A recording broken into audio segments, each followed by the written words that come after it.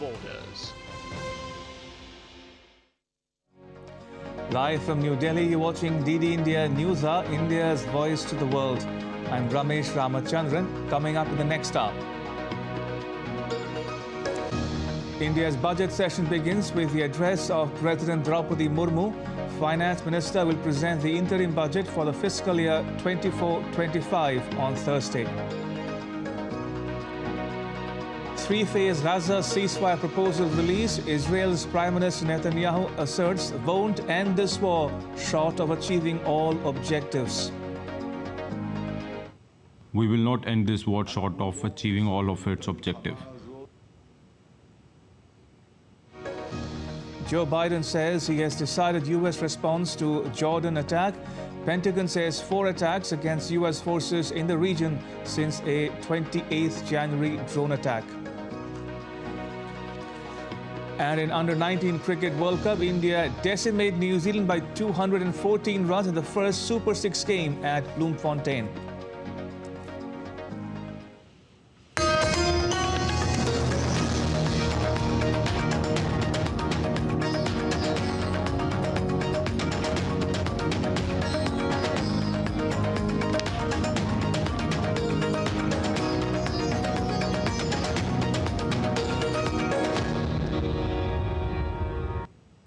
India's budget session begins on Wednesday with the address of President Draupadi Murmu. The all-party meeting was held at the Parliament Library building, where the leaders highlighted the issues they would want to raise during the session. The ruling government also shared its plan and offered a glimpse of its agenda. Meanwhile, suspension of opposition lawmakers from Parliament will be revoked once the budget session opens. 146 MPs were suspended during the winter session of Parliament for disrupting House proceedings.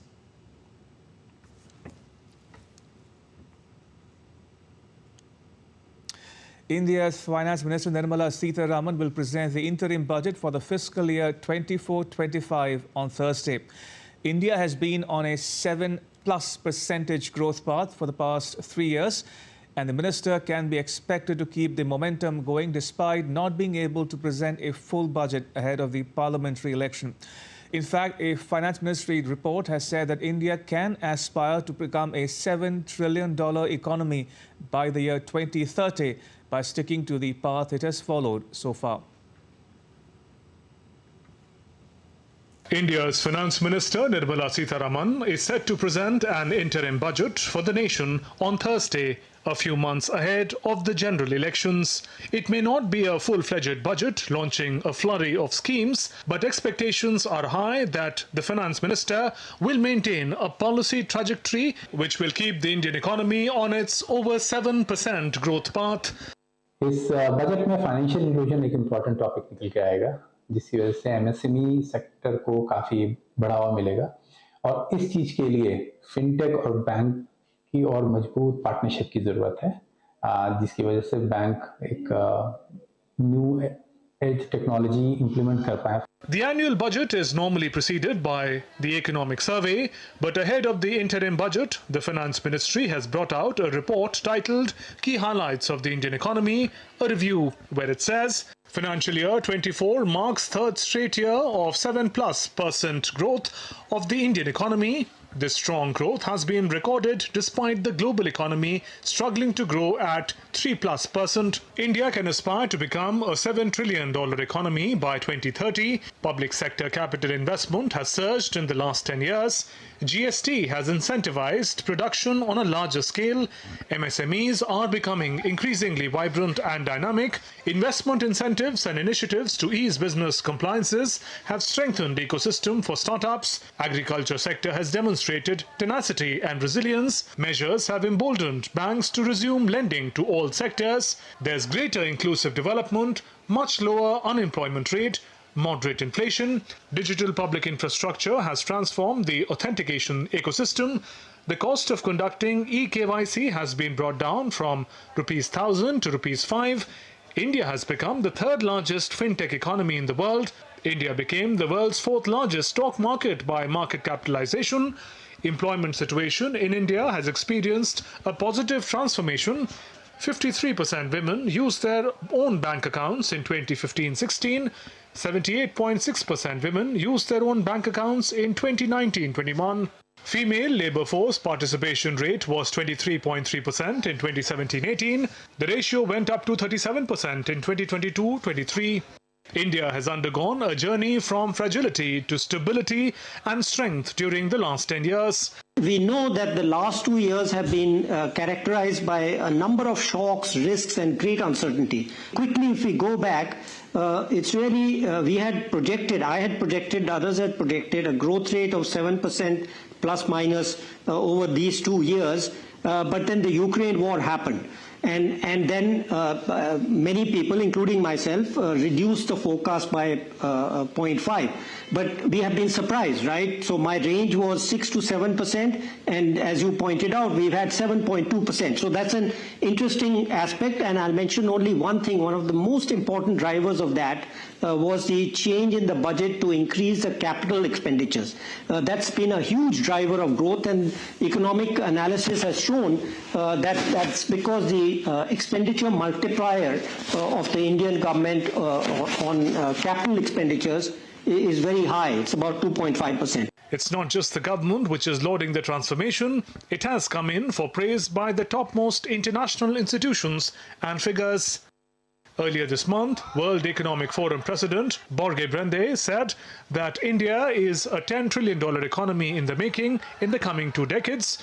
In December last year, S&P Global in a report said India will become the world's 3rd largest economy by 2030. A month earlier, Fitch Rating praised India's medium-term growth estimates while reducing China's. October 2023 saw the IMF forecasting positively about India's contribution to global economic growth. It said India's contribution to economic growth is expected to rise by 2% to 18% over the next 5 years. The finance minister is expected to keep India's growth momentum going with her interim budget, keeping equity and sustainability at the forefront. Now, this year, the government is not going to present an economic survey, a document prepared by the chief economic advisor and presented by the country's finance minister in the Lok Sabha, typically a day ahead of the budget on 1st of February each year. Instead, the government has come out with a report on India's journey from the past 10 years titled Indian Economy, a Review. The report, which also shares glimpses of the outlook for the economy in the next few years. The budget to be presented by the finance minister will actually be an interim budget. Like the previous 3 full budgets, the interim budget 2024 will also be tabled in digital mode. Find out in our next report how an interim budget is different from a full budget. Indian Finance Minister Nirmala Sitharaman will be setting a record when she rises to present her 6th budget on February 1st, 2024, a feat achieved so far only by former Prime Minister of India, Morarji Desai. She will surpass the records of her predecessors, Manmohan Singh, Arun Jaitley, P. Chidambaram, Yashwant Sinha, who had presented 5 budgets in a row. But the budget to be presented by Union Finance Minister on 1st of February will actually be an interim budget. Being an interim budget before the approaching general elections, major policy announcements are unlikely.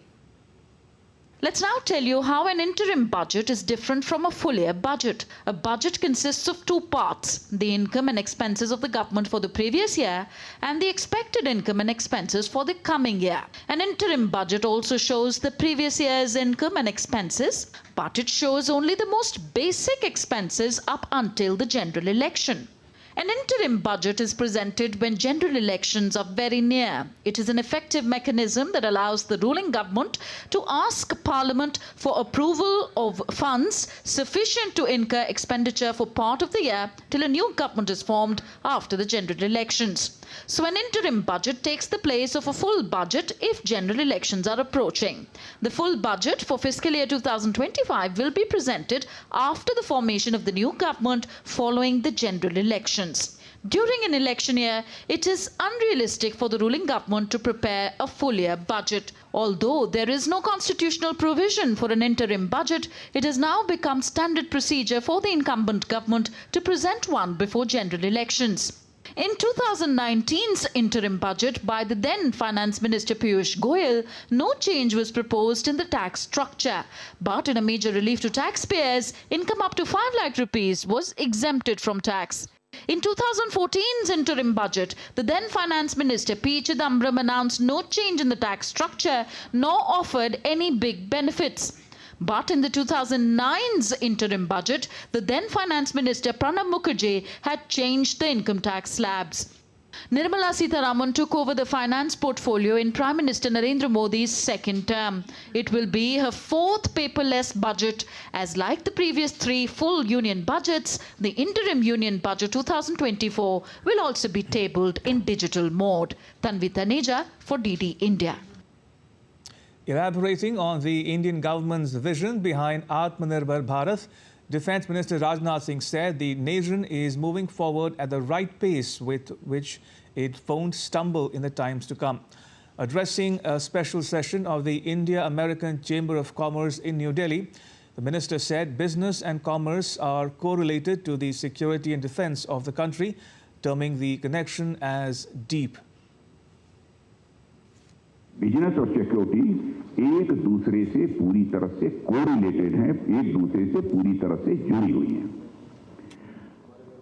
यदि किसी देश में business environment मजबूत होगा, यदि किसी भी देश में बिजनेस इन्वायरमेंट मजबूत होगा, तो उस देश की सिक्योरिटी भी मजबूत होगी। और यदि किसी देश की सिक्योरिटी मजबूत हो रही है, तो वह उस देश के बिजनेस इन्वायरमेंट को भी मजबूत करने में सहायक सिद्ध होगा ही होगा, ऐसा मेरा पक्का विश्वास है। Minister Singh described India and the US as natural partners who must move forward together in both business and strategic sectors amid the current global geopolitical scenario. India and the US are working together in different fields, including defense technology and space. The minister said the nation is moving forward at the right pace with which it won't stumble in the times to come. He enumerated the decisions taken by the Ministry of Defence to promote self-reliance.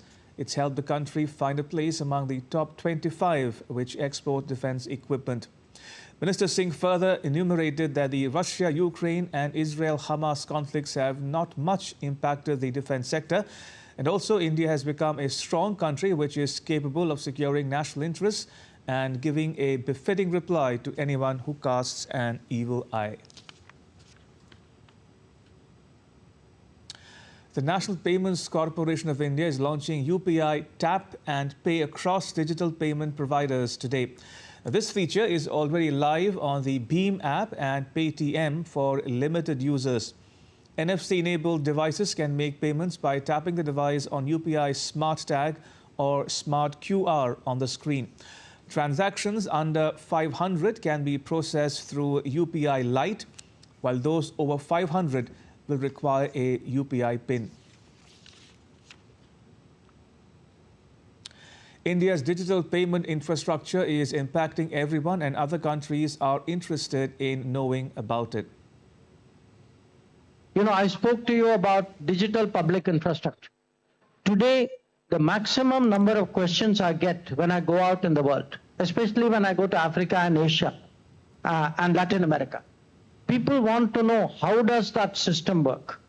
That how do you use Aadhaar? You know, how does your Aadhaar, your telephone, your PAN card, your bank account, how do they get connected? You know, what is this form of governance which you have created?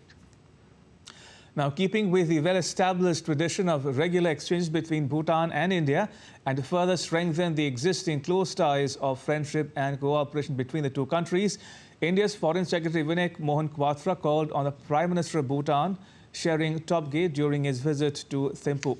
The visit provided an opportunity for wide-ranging discussions on all aspects of the bilateral relationship, including development partnership, 13th five-year plan, cooperation in energy, trade, technology, connectivity, infrastructure, economic ties, and people-to-people connections between the two countries. Representatives from 42 nations visited the construction site of the BAPS Hindu Mandir in Abu Dhabi, the UAE, to promote intercultural understanding and goodwill. The temple, symbolizing universal principles of tolerance and harmony, will be inaugurated by India's Prime Minister Narendra Modi on 14th February and open to the public on the 18th of February. The visit, organized by the Indian Embassy in the UAE, underscores the global impact of the temple and its role in fostering peaceful coexistence and cultural interaction. The dignitaries' participation highlights the significance of the landmark Hindu temple in strengthening diplomatic ties and promoting peace among nations. And now take a look at some other stories making news in India. Chief Minister of the Indian state of Jharkhand, Hemant Soren, will record a statement before the Enforcement Directorate in connection with a money laundering case. Soren reappeared in Ranchi on Tuesday after remaining untraceable for questioning the previous day by the country's money laundering probe agency. A thick layer of fog engulfed parts of the national capital this morning, reducing visibility on the roads. Flights and train operations were affected. The India Meteorological Department said the New Delhi will likely receive light rains on 31st January and the 1st of February. The Indian hills state of Himachal Pradesh recorded the first widespread snowfall of the season on Wednesday. Several places in Upper Shimla got first snow of the season. Snow is being reported from Lahaul and Spiti as well, besides Chamba and Kulu. The Indian Meteorological Department has issued an orange alert for various places in the northern Indian state for the next 2 days.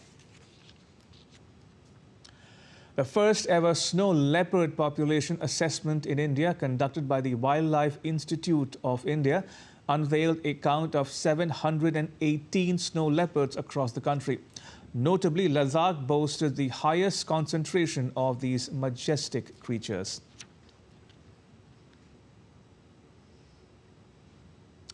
Still to come on DD India News Hour. UN Secretary General convenes a meeting after Israel accuses 12 of UNRWA's Gaza employees of involvement in the 7th October attacks.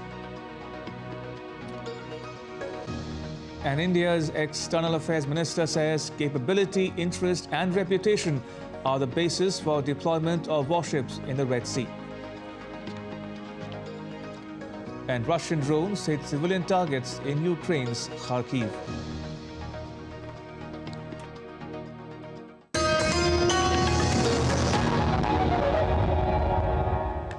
Never stops, where information shapes our reality.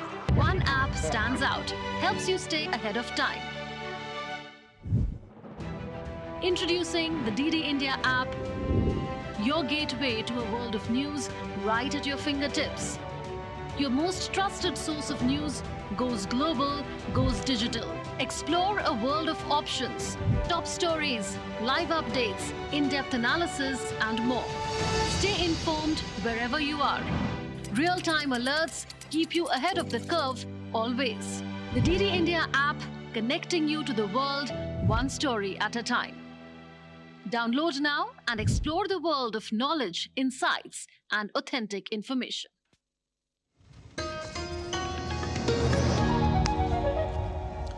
You're watching DD India News Hour. I'm Ramesh Ramachandran. Israel's Prime Minister Benjamin Netanyahu repeated his vow not to pull troops out of Gaza until quote-unquote total victory. Netanyahu, in a speech, made it clear that Israel will not withdraw from the Gaza Strip or release Palestinian prisoners held in Israel. I hear saying about all kinds of hostages deals, so I want to clarify. We will not end this war short of achieving all of its objective. That means eliminating Hamas, returning all of our hostages and ensuring that Gaza will no longer pose a threat to Israel. We will not withdraw the idea from the Gaza Strip and we will not release thousands of terrorists. None of this will happen. What is going to happen? An absolute victory. Earlier, Israel's far-right National Security Minister Itamar Ben-Gvir has threatened to dismantle the coalition government if a reckless deal was reached with Hamas.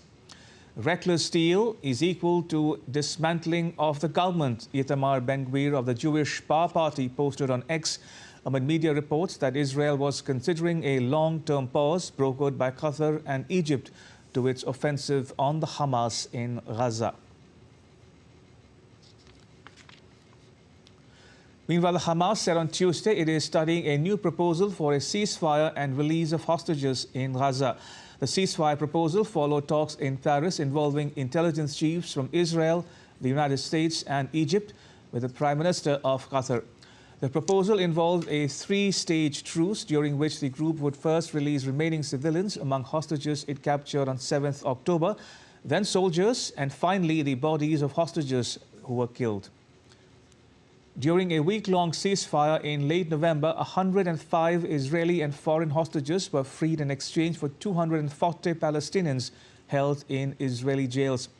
Israel says more than 130 hostages are still being held, although about 24 of those are presumed to be dead. UN Secretary-General Antonio Guterres convened a meeting with 35 member states and the European Union on Tuesday amid fears of funding shortages.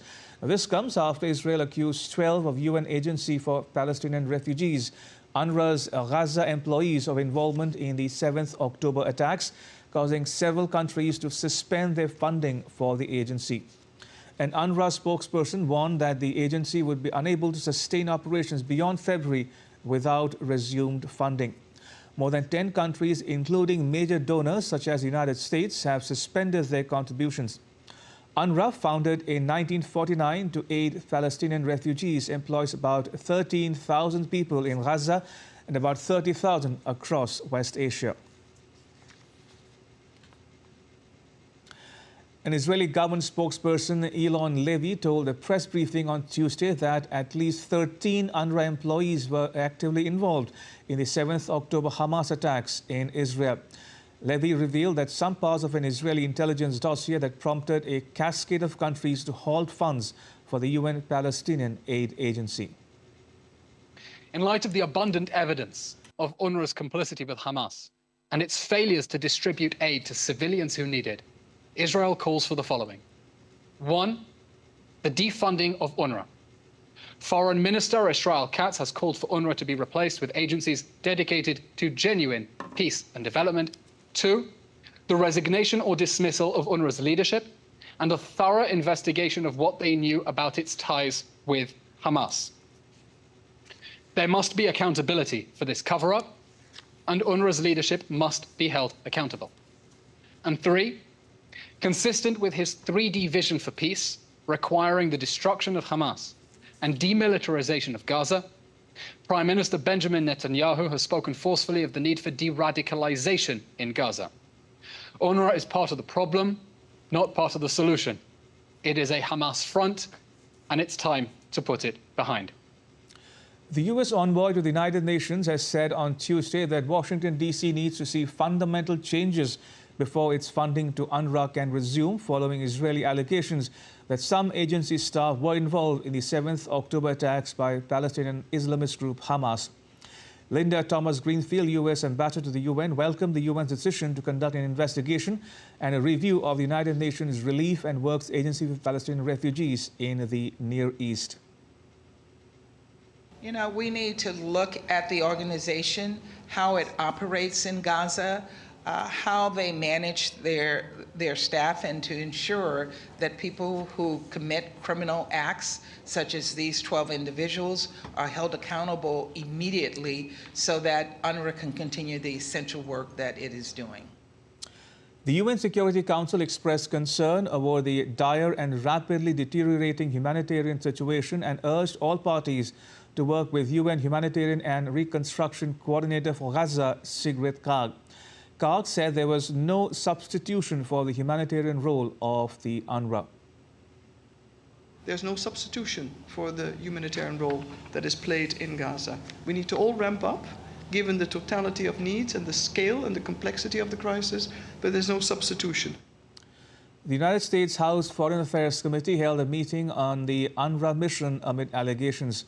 The hearing came after the U.S. and other countries announced that they will halt funding to UNRWA after Israel claimed 12 of the agency's employees were suspected of involvement in the 7th October attacks on Israel by Hamas.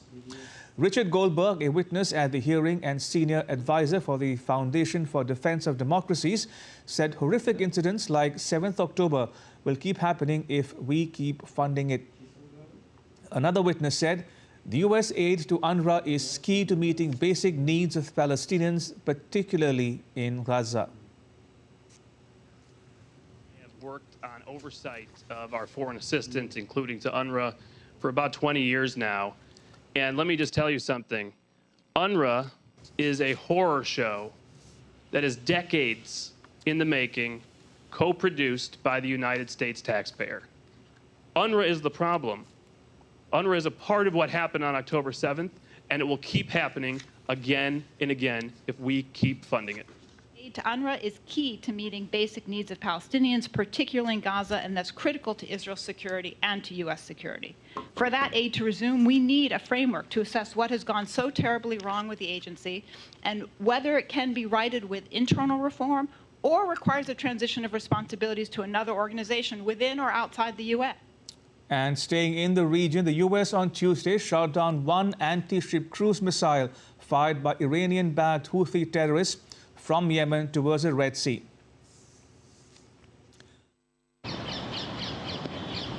साथियों, इस नए संसद भवन में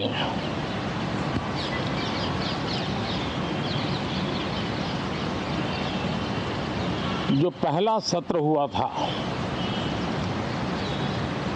उसके आखिर में ये संसद ने एक बहुत ही गरिमापूर्ण फैसला लिया था और वो फैसला था नारी शक्ति वंदन अधिनियम। और उसके बाद 26 जनवरी को भी हमने देखा किस प्रकार से देश ने कर्तव्य पथ पर नारी शक्ति के सामर्थ्य को, नारी शक्ति के शौर्य को, नारी शक्ति के संकल्प की शक्ति को अनुभव किया। और आज बजट सत्र का आरंभ हो रहा है, तब राष्ट्रपति द्रौपदी मुर्मू जी का मार्गदर्शन और कल निर्मला सीतारमण जी के द्वारा इंटरिम बजट एक प्रकार से ये नारी शक्ति के साक्षात्कार का पर्व है। साथियों, मैं आशा करता हूं कि गत 10 वर्ष में जिसको जो रास्ता सूझा, उस प्रकार से संसद में सबने अपना अपना कार्य किया। लेकिन मैं इतना जरूर कहूंगा कि जिनको आदतन हुड़दंग करने का स्वभाव बन गया है, जो आदतन लोकतांत्रिक मूल्यों का चीरहरण करते हैं, ऐसे सभी माननीय सांसद आज जब आखिरी सत्र में मिल रहे हैं, तब जरूर आत्मनिरीक्षण करेंगे कि 10 साल में उन्होंने क्यों किया। अपने संसदीय क्षेत्र में भी 100 लोगों को पूछ ले, किसी को याद नहीं होगा, किसी को नाम भी पता नहीं होगा जिन्होंने इतना हुड़दंग हो हल्ला किया होगा। लेकिन विरोध का स्वर तीखा क्यों ना हो, आलोचना तीखी से तीखी क्यों ना हो, लेकिन जिसने सदन में उत्तम विचारों से सदन को लाभान्वित किया होगा, उनको बहुत बड़ा वर्ग आज भी याद करता होगा। आने वाले दिनों में भी जब सदन की चर्चाएं कोई देखेगा तो उनका एक एक शब्द इतिहास की तवारीख बन करके उजागर होगा। और इसलिए जिन्होंने भले विरोध का किया होगा लेकिन बुद्धि प्रतिभा का दर्शन कराया होगा, देश के सामान्य मानवीय के हितों का कंसर्न दिखाया होगा, हमारे खिलाफ तीखे से तीखी प्रतिक्रिया की होगी, उसके बावजूद भी मैं अवश्य मानता हूं कि देश का एक बहुत बड़ा वर्ग, लोकतंत्र प्रेमी सभी लोग इस व्यवहार की सराहना करते होंगे। लेकिन जिन्होंने सिर्फ और सिर्फ नकारात्मकता, हुड़दंग, शरारतपूर्ण व्यवहार ये जो किया होगा, उनको शायद ही कोई याद करे। लेकिन अब ये बजट सत्र अवसर है, पश्चाताप का भी अवसर है, कुछ अच्छे फुटप्रिंट छोड़ने का भी अवसर है। तो मैं ऐसे सभी माननीय सांसदों से आग्रह करूंगा कि आप इस अवसर को जाने मत दीजिए, उत्तम से उत्तम परफॉर्म कीजिए, देश हित में उत्तम से उत्तम अपने विचारों का लाभ सदन को दें और देश को भी उत्साह और उमंग से भर दें। मुझे विश्वास है, आप तो जानते ही हैं कि जब चुनाव का समय निकट होता है तब आमतौर पर पूर्ण बजट नहीं रखा जाता है। हम भी उसी परंपरा का निर्वाह करते हुए पूर्ण बजट नई सरकार बनने के बाद आपके समक्ष लेकर के आएंगे। इस बार एक दिशा निर्देशक बातें लेकर के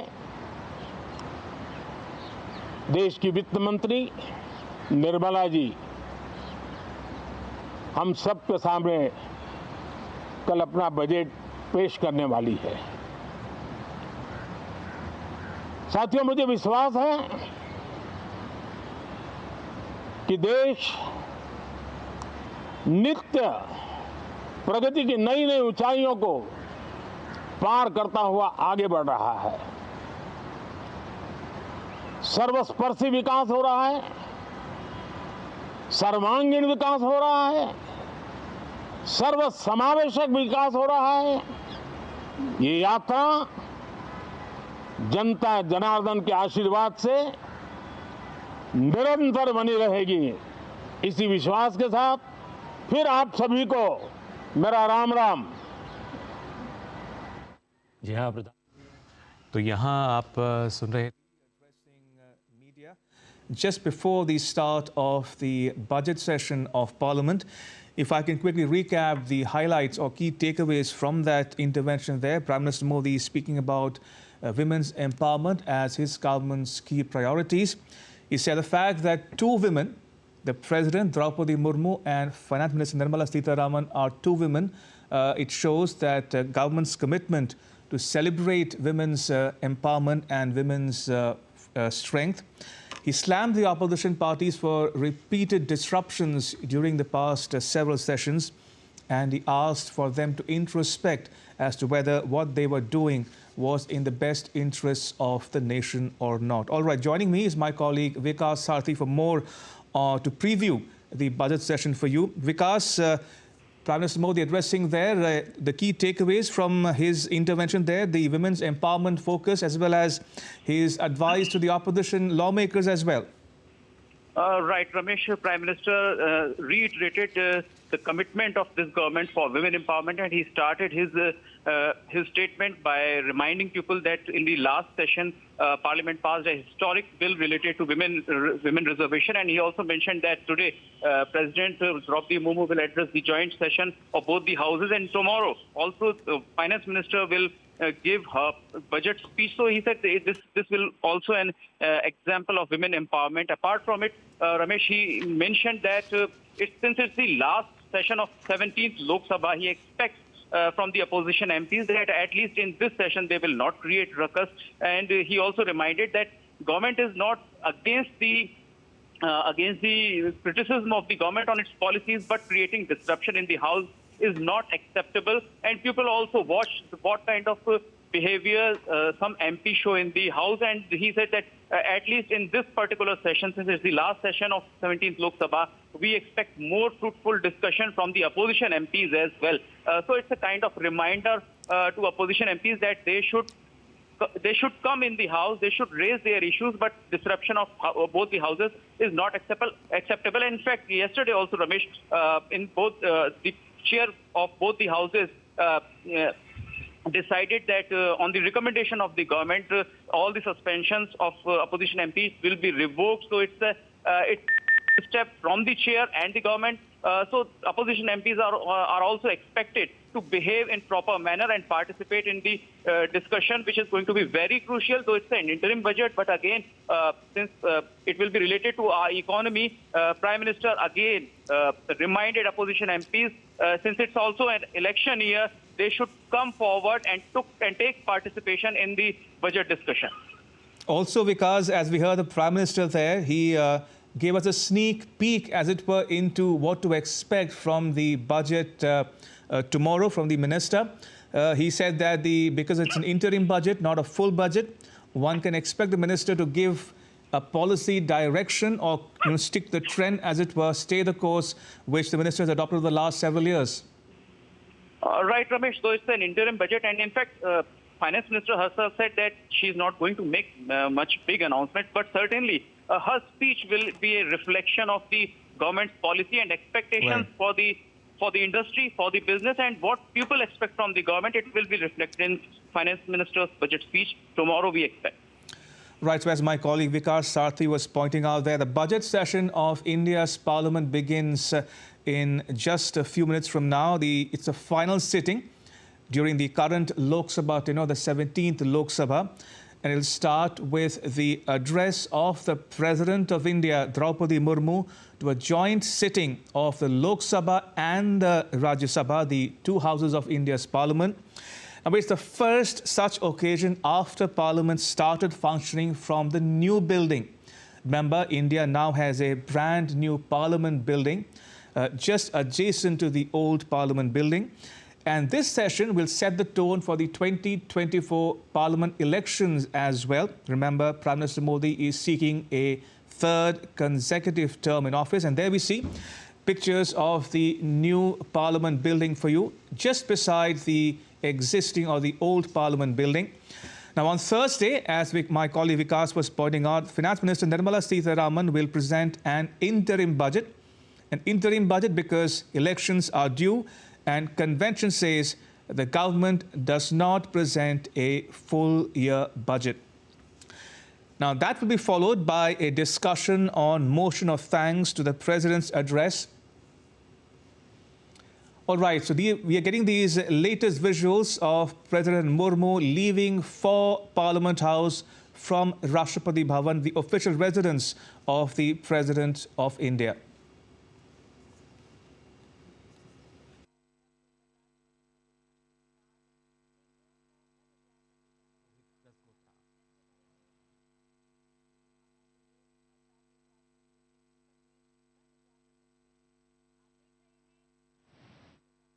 Deputy Military Secretary, Group Captain Abhay Arun Pansalkar, and the two ADCs to the President, Major Avinash Chetri and Major Rohit Rasgotra.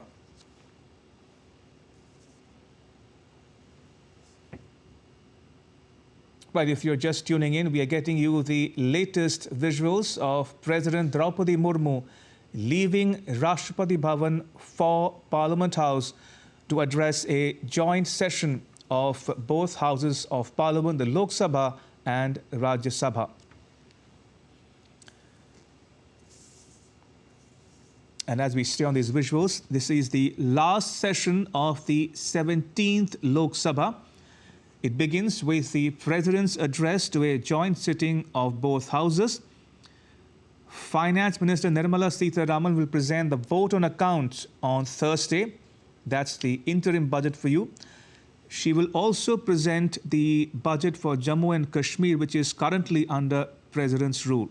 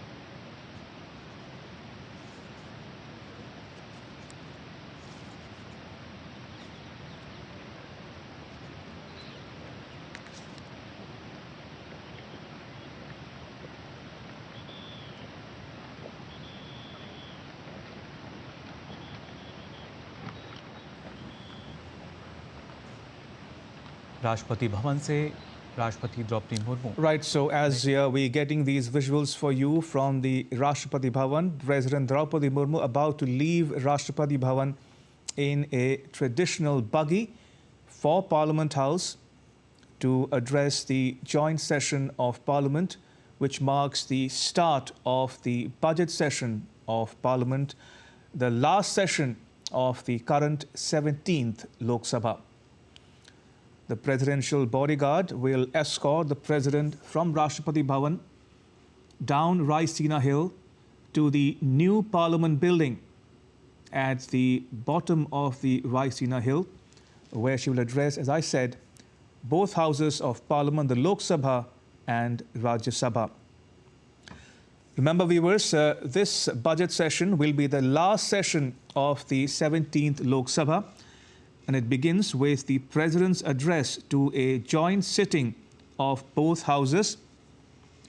Interestingly, this might interest our viewers as well, it is the first such occasion after Parliament started functioning from a new building. Remember, India got a brand new Parliament House just a few months back, and this session will set the tone for the 2024 Parliament elections, in which Prime Minister Modi is seeking a third consecutive term.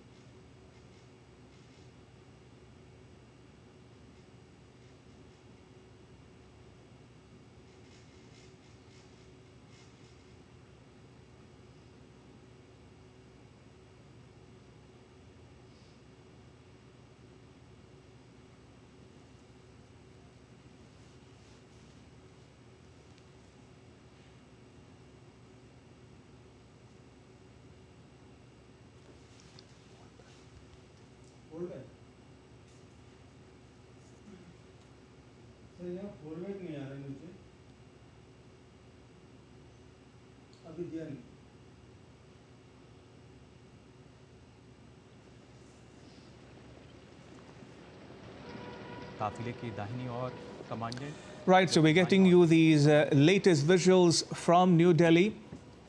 President Draupadi Murmu has left Rashtrapati Bhavan for Parliament House in a traditional buggy escorted by the presidential bodyguards.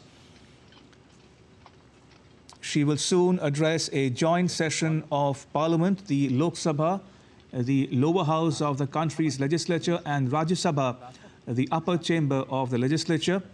And this will mark the start of the budget session of India's parliament. Remember, tomorrow, that's Thursday, Finance Minister Nirmala Sitharaman will present an interim budget because elections are due, and she will therefore, as per convention, present only an interim budget, not a full year budget. So as we've been reporting here on DD India, it's the first such occasion after Parliament started functioning from the new building. The first time President Draupadi Murmu will address a joint session from the new Parliament building. And we've just heard Prime Minister Modi address media persons outside Parliament House, setting the tone, as it were, for the start of the budget session. He spoke about the Women's Reservation Bill. He said it is a hallmark of government's commitment to women empowerment. And the fact that two women, President Draupadi Murmu and Finance Minister Nirmala Sitharaman, will be in the thick of action suggests that the country is celebrating women's empowerment. He slammed the opposition parties for disruptions and called for introspection. And he also gave us a sneak peek, as it were, into the budget, saying that the minister can be expected to give a direction, to stay the course, as it were, and not present a full year budget just yet. Right, so as we are staying on these visuals of President Draupadi Murmu making her way from Rashtrapati Bhavan in a buggy to the new Parliament building in New Delhi down the Raisina Hill.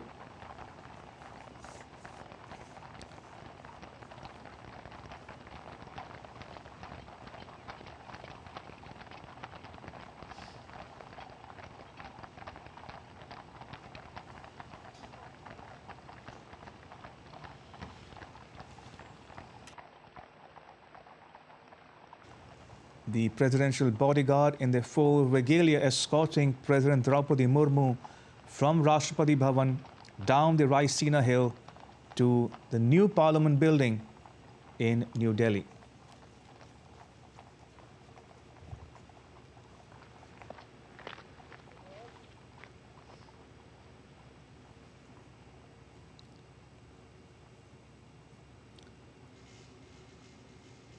And while we stay on these visuals, let me give our viewers some context here. This session, the budget session, is scheduled to have 8 sittings, and it will conclude on the 9th of February.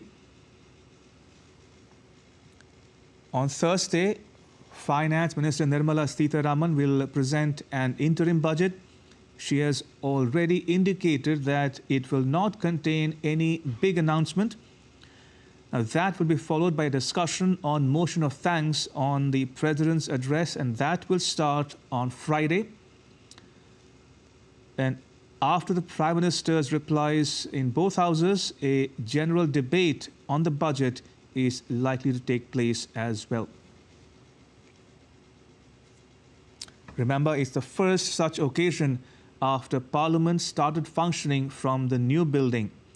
And this session will set the tone for the 2024 Indian elections, in which Prime Minister Modi is seeking a 3rd consecutive term. Right, Vikas, my colleague, is still with us on the phone line. Vikas, we're watching these live visuals of President Draupadi Murmu making her way, escorted by the presidential bodyguards, in a traditional buggy down the Raisina Hill. In a short while, President will reach new Parliament building, and you just mentioned that it's for the first time President of India will address a joint sitting of both the houses in new Parliament premises. So it's another big day in the parliamentary history of our democracy. She will address both the houses, and it is going to be a detailed statement of work also of the central government, what have been achieved in the last year as well as in the last 5 years, what government has done, particularly in respect of women empowerment, of bringing backward classes to the mainstream, whatever decisions have been taken. Apart from it, when Prime Minister will give a detailed reply on motion of thanks on President's address. Again, the Prime Minister will also underline the achievements of his government and what is the plan for the future as well. In fact, the government is confident that it will come into power for the third time. And in fact, when Finance Minister will address Lok Sabha tomorrow in her budget speech, she will give also, though there are some kind of constraints that Finance Minister cannot make much big announcement, and she herself said that there will be no big announcements in her budget speech. But again, we can get an idea of what will be the government's policy for the coming years. Since by the statistics, India will become the third largest economy in the coming year. So, Finance Minister's speech will certainly raise all those issues, all those achievements of the government, particularly on the economy, and bringing the large number of people under welfare schemes. So we expect that today President will also give those statistics, those figures, that how many people have been lifted from the clutches of poverty in the last particularly 5 years by the government's initiatives, and what is the future, what will be the next plan of action for the government. So these are the things which are likely to be raised by the President in her joint address. Just in a short while, she will be reaching to the Parliament House, and we expect that at sharp 11, this joint sitting will begin, and President will address both the houses. Indeed, Vikas, as we watch President Murmu making her way from Rashtrapati Bhavan to the new Parliament House, I'm struck by the fact, Vikas, as you mentioned there, this is the first time the President will address the joint session from the new Parliament building. At the same time, and you would know better, I'm told that the new Parliament building does not have a central hall. Therefore, she will speak from the Lok Sabha, in which all members of Parliament, including Lok Sabha and Rajya Sabha, will be in attendance. Right, Ramesh. In fact, the new Parliament building, we have enough sitting capacity for at least 1,000+ MPs in the Lok Sabha as well. So this joint address will take place in that particular hall. Again, it is going to be a big day, as the Prime Minister also mentioned that two important business of this particular session. One is President's address to both the houses and the speech by the Finance Minister, and in both we can see the women empowerment will be reflected when these two top constitutional functionaries will address Parliament. Tomorrow, Finance Minister will address Lok Sabha, and today President is going to address the Parliament. So another big day, another historic day, and it is added by some other features as well. As you just mentioned, that it is the first time when President will be addressing both houses of Parliament premises. So we are just a few minutes behind the session. It will start very soon, and we will hear what President will speak in her address. Though, as we just expect that mostly the President will give a broad outline of what has been achieved in the past 5 years, particularly on the issue of economy, on bringing welfare scheme for the downtrodden of the countries. So it is going to be a lengthy speech as well, Ramesh. Absolutely, Vikas. As we watch these visuals coming to us from the bottom of the Vaisina Hill, we can see the presidential bodyguards escorting President Draupadi Murmu in a traditional buggy from Rashtrapati Bhavan to the new Parliament House at the bottom of the Vaisina Hill, where she will address, as you mentioned, just moments away from addressing a joint session of Parliament, which will mark the start of the budget session of India's Parliament. And as my colleague Vikas was pointing out, this is indeed a historic moment. Remember, as Prime Minister Modi himself said, two women will hold centre stage today and tomorrow. President Draupadi Murmu will address a joint session of Parliament just moments from now, and Finance Minister Nirmala Sitharaman will present an interim budget tomorrow. And that, according to Prime Minister Modi, signifies India's celebration or commitment to women's empowerment. And this comes on the back of the passage of the Women's Reservation Bill that reserves 1/3 seats in the country's parliament and the state legislatures for women. Right, so if you're just tuning in, we are getting you the live visuals of President Draupadi Murmu making her way from Rashtrapati